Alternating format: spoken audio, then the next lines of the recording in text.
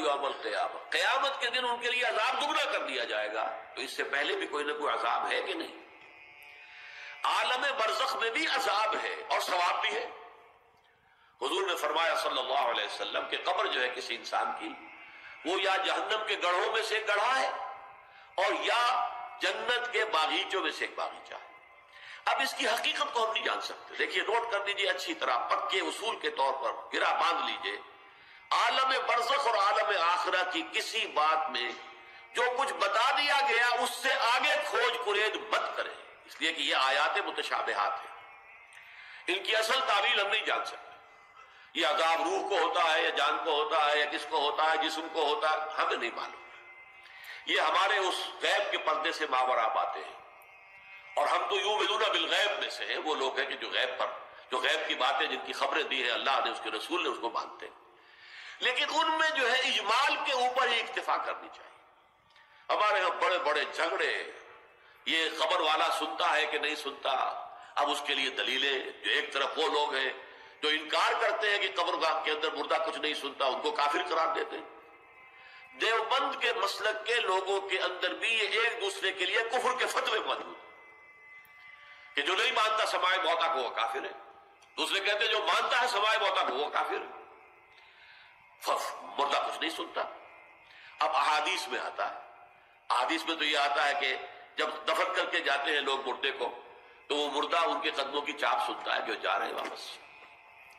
اسی طریقے سے بہت سی احادیث موجود ہیں۔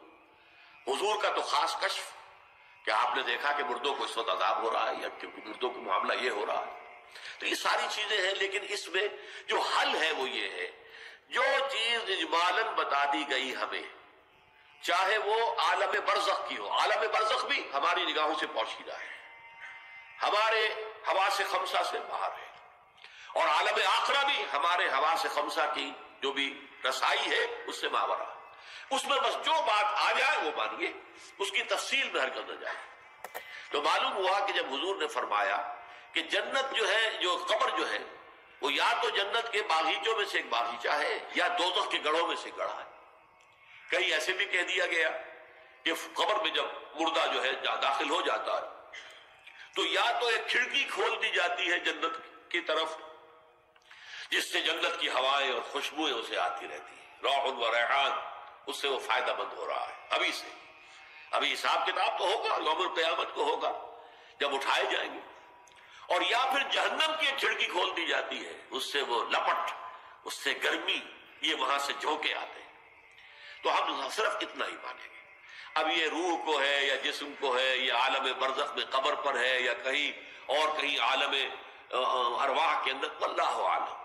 یہ ساری باتیں تو تبھی کھلیں گی جب ہم وہاں جائیں گے، تب حقیقت منکشف ہوگی۔ اس سے پہلے یؤمنون بالغیب ھدی للمتقین الذین یؤمنون بالغیب ویقیمون الصلاۃ ومما رزقناہم ينفقون۔